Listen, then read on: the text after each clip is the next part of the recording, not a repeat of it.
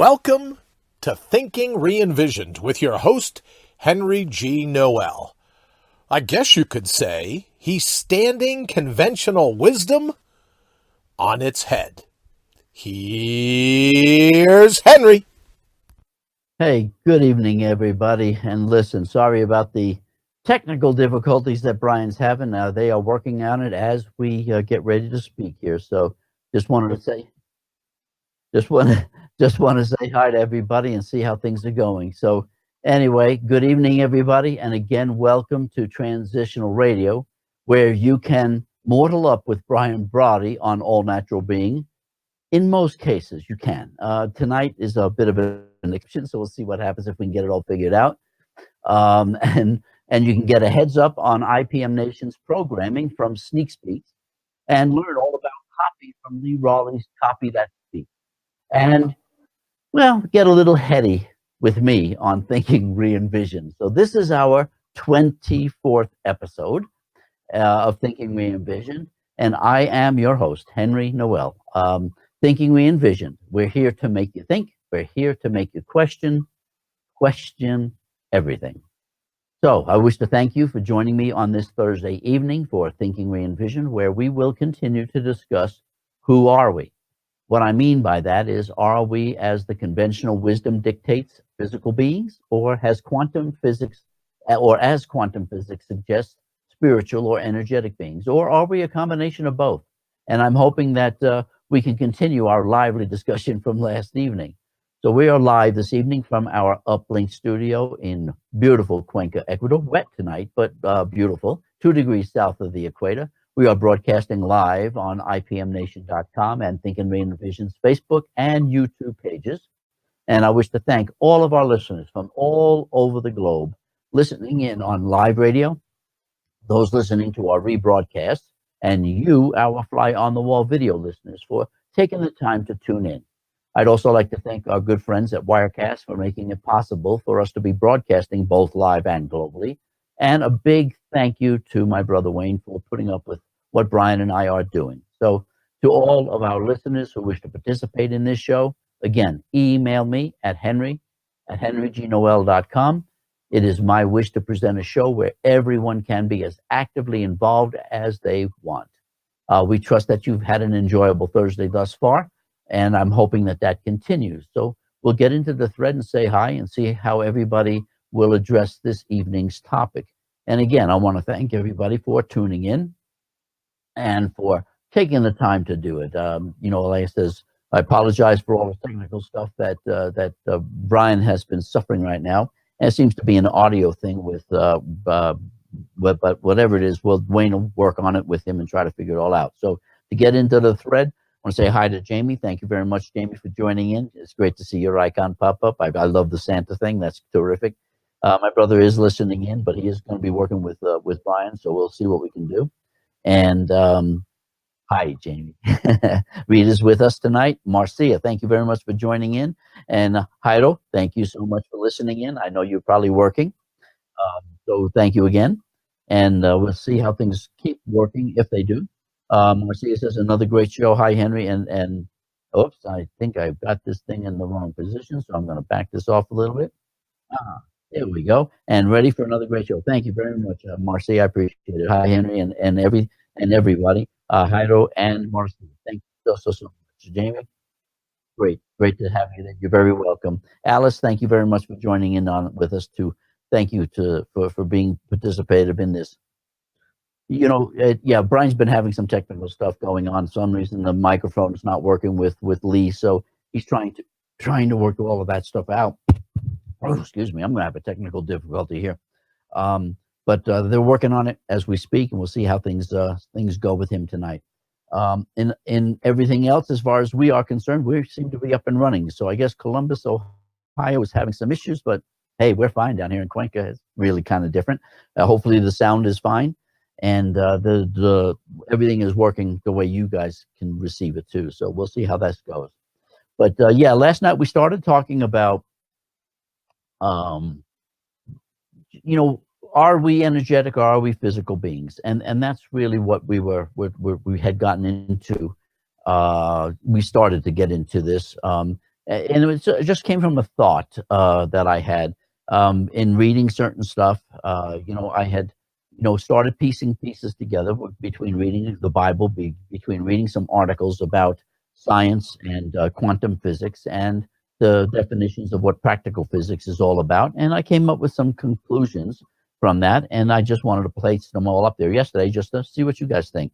So anyway, welcome, John. It's great to see you there. Hi, back at you. It's great to have you on, John. Thank you so much. As always, it's always entertaining to have you on. I thank you so much. And we're just going to continue to cover what we were talking about yesterday about whether or not we're physical self, or are we an energetic self, or are we a combination of both? But one of the things I had researched a little bit was the only reference I could really find about our energetic self, not outside of the science, outside of quantum physics, was the reference to the mysticism of religion, where we are taught that only God can be viewed in terms of an energetic self.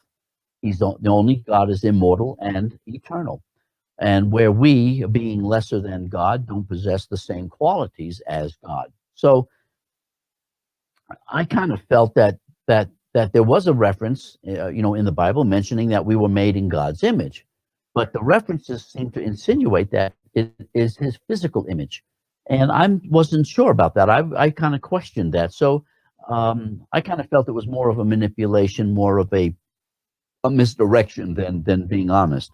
So what it was is I kind of thought about it and said, if it's God's energetic image that we were made in, not His physical, and I mean, let's face it, I don't think any of us look the same. So I can't imagine that it's a physical image that when referencing we're being made in God's image. So if we rule out the physical side, but since we all do look different, then I thought, well, maybe it's the energetic side. Maybe it's the energy of God. That's God's energetic image. That's what we are. We were made into. So what I looked into was if our infantile self at the very beginning of our conception is triggered by God, because we're not able to trigger life. We can't seem to start it from nothing, but He certainly has no problems doing that. But I was thinking that if it was with our infantile self, and that's where the creation occurs for us, then we would have simply forgotten or have never been taught about our energetic self. So, and then therefore our energetic self would have been an illusion. So I'll go ahead and continue this in just a second. I just want to catch back up again. Candace, hi, welcome, and thank you for joining us. And Rita, thank you so much. You said that we are energetic beings encased in a spacesuit, just a temporary vessel. Thank you very much. I totally agree with you. And in fact, that's where my conclusions came up. So I felt that, well, if God is eternal and He is, and if God's eternal, our physical self is finite. We only are here for a few decades. But our energetic self would also be eternal and immortal, just like the image of God, because that's how we would have been made. So because of this energetic self that we have, given to us by God, we're not lesser than God. We are His children, literally. That would, to me, be more of an explanation of what God's image is, not the physical, because we all look so different, but because of the energetic image. So I'm kind of curious as to whether or not, if that's something that you guys agree with, or if it's something that you hadn't thought about it, that's just fine.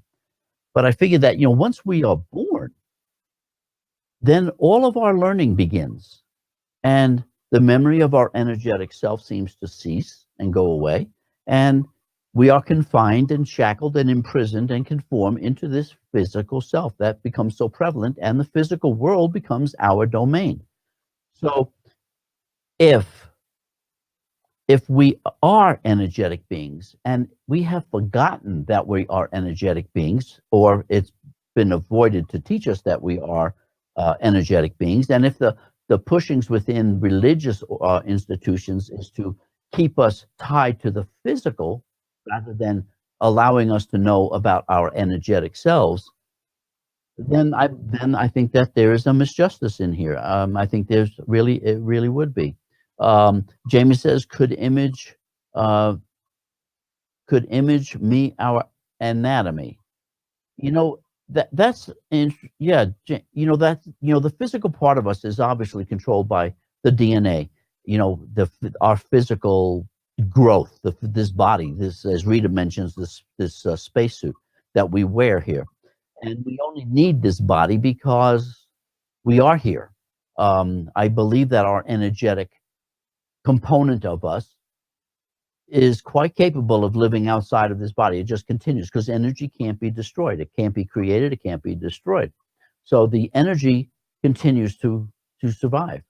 It's the body that seems to go away. And so I'm kind of curious as to, how it is. And my whole tie to this is, I remember when my kids were growing up, I thought about it and said, when I was growing up, I was the oldest. My sister was a couple of years behind me.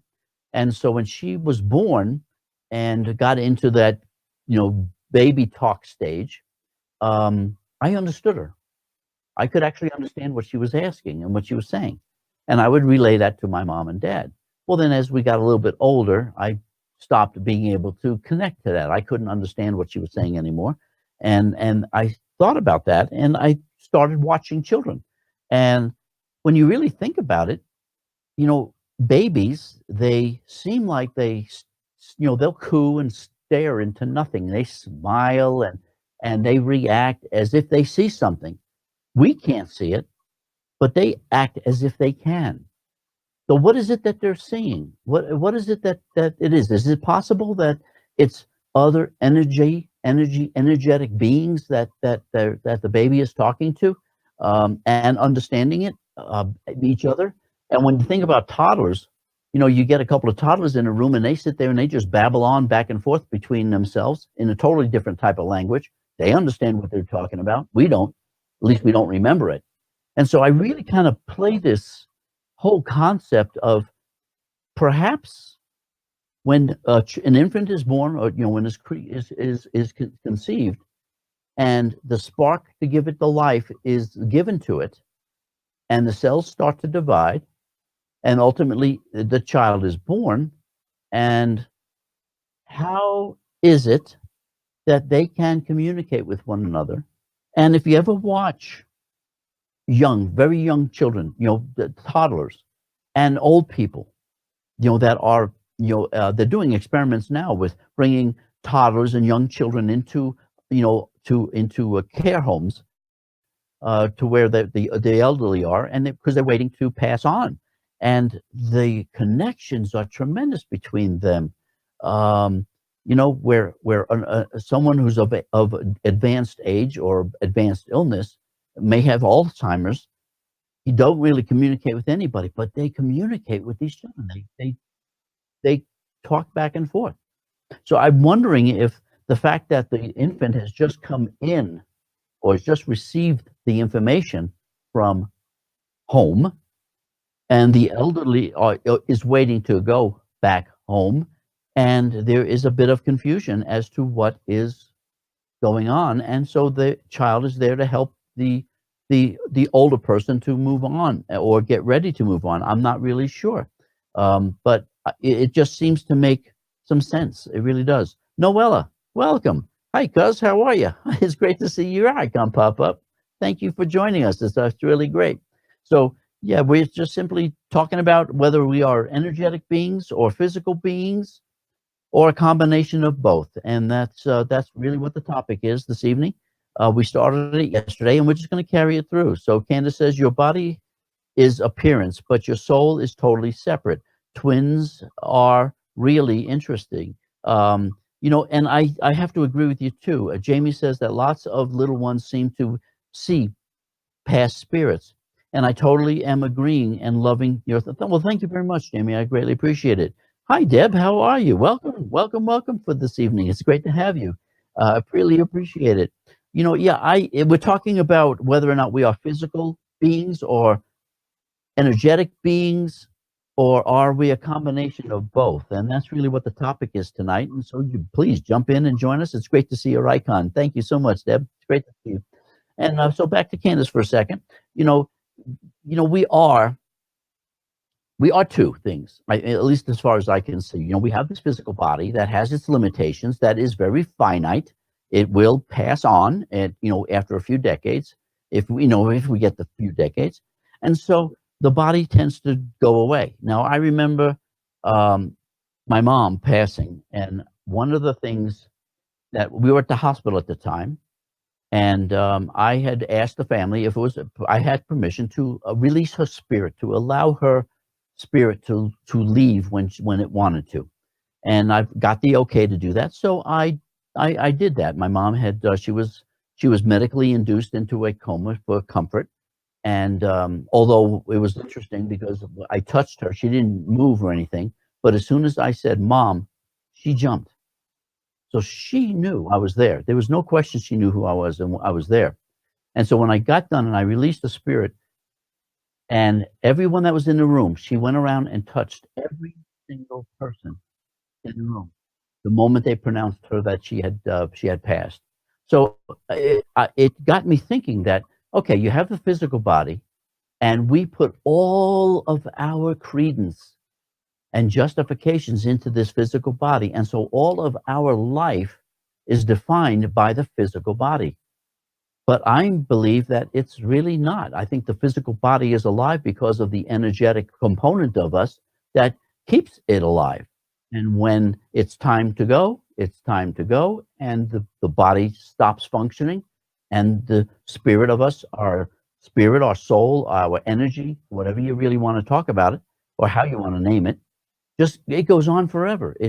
That would, to me, is the image of what I would define as spirit or God or great architect or whatever you want to call it. To me, the creator of this universe, who creates everything, including us, it can't be the physical image because we all look so different. So it has to be something different. And since we have those two components that I know about, maybe there's a lot more components that I don't know about. But with those two components, the physical, I can't imagine that would match. But I think the energetic side of us, it really does.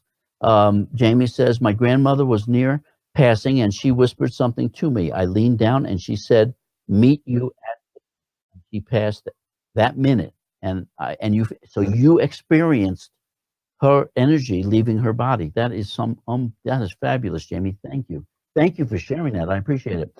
Candace says, children and animals can see spirits. No doubt in my mind, have witnessed, and I still to this day. And thank you. That is really true. I know my daughter is very, very clairvoyant, and she can see spirits and can see energies. She could see beings, the energetic component of the being. I mean, I would stand in the hallway and I my hand on to try to get an idea where my hand would be on this image's head, so that I had a perspective of how tall she was, and she would say, yes, your hand is on her head, and and she's wearing this, and so I don't doubt it. I encouraged my daughter to do that. I did not want to take that away from her because I felt it was extremely important at the time, and I think that that's one of the issues, that because we are now adults, that is what we faced, that we simply were browbeat to not be socially embarrassing to our parents, to stop talking about the imaginary friends, or to talking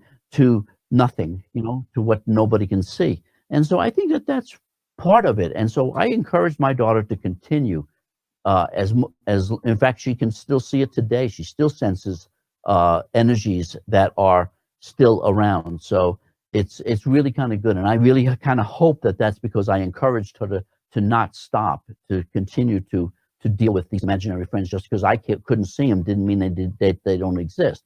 And so I wasn't going to be egotistical about that and trying to prove my point. Michael, well, Lise, it's great to see your icon pop up. How are you, sir? How is the beautiful state of Oklahoma doing? It's great to see you. Thank you so much for joining us. Jamie says, thank you. Yes, exactly. And I love spirit readers. It's very interesting to, when we live within our five senses, I mean, what we see, what we hear, what we smell, what we taste, what we touch, these become our definition of reality. But our sight and our hearing and our touch and our taste, smelling, is a extremely narrow bandwidth. It's really small in comparison to the visual or the hearing boundaries, from start to finish of the bandwidth of all of our senses. So here we have this tiny percentage of bandwidth that we call reality, and everything outside of that is illusion or not real. And we have actually defined our arrogance, our superiority, by this little tiny bandwidth. And so I don't think that is really what's out there. Just because we can't see it, within that, it's not within our visual spectrum, does not mean it's not there. And I think this holds very true with children who can see things and talk to things that we can't see. So it's really what Mike says. Oh, great, cold. Oh, need Ecuador. Yeah, you do. I tell you what, we it's been warm down here. It's been really kind of nice. Very interesting how the weather has. Although we had a big rain this evening, but it's been just beautiful. Last 3 days, it's just been clear and hot, and then the clouds come in the afternoon and cool it right back down again. It's just been, what do they call it? The visitors or Chamber of Commerce weather. I think that's the best term to call it. So yes, it's really kind of cool. So Candace says, I have a spirit with me all the time. Not quite one either. I watch my animals follow it around, and my guardian angel. And there you go, Candace. This is an energy, and yes. Animals are far more in tune to it because they have wider bandwidths than we do, and they pick these things up. They can hear them, they can sense them, and so yes, and that's a perfect example. Thank you. I didn't even think about that one. Jamie says, do you put any validity into astrological science? I do. I mean, I think, but I'm not sure exactly how we set it up. I mean, people, you talk, everything is based on your birth date. Well, I'm wondering, what if we really tied it to our conception date? And there's the moment of our life. That's where life begins for us. Well, in my opinion, that's where life begins. In a lot of people's, it doesn't begin until, 7 months, 6, 7 months, until, I guess the way they define it by law is when an infant or when an embryo can survive outside of the mother, then it's classified as living. Well, I don't think I don't agree with that. To me, if you're conceived and your cells are dividing and the embryo is growing, to me, dead cells don't do that. Dead cells don't divide. They don't grow. They don't get nourishment. They just simply don't grow. So if cells are growing and an embryo is changing constantly, then that's a living cell. Well, if you've got a living cell, then to me, that has to define life. If the cells are living, then that means there's life. And so I don't know. I have trouble with this. And again, that's my thing to work with. This is what I tried to do. Jamie says, do you put any? Oh, this was in the astrological science. Yes. I think that I think we really have to look at how we define it as to the astrological signs. I mean, I'm Taurus. I was born in May, but obviously I wasn't conceived in May, and so 9 months earlier than that is when I would have been conceived. So am I 9 months earlier than being a Taurian, or am I a Taurian because that's when I was born? So I need to balance that out. I have to really weigh that out. Again, you got to remember, when all of these things were being created, the astrology and these tying us to the stars, it was all based on specific concepts. Birth, that's when you're here. But to me, you also are conceived, and isn't that someplace that we need to look as far as who and what we really are at the time. Thank you very much, Candace. I appreciate that.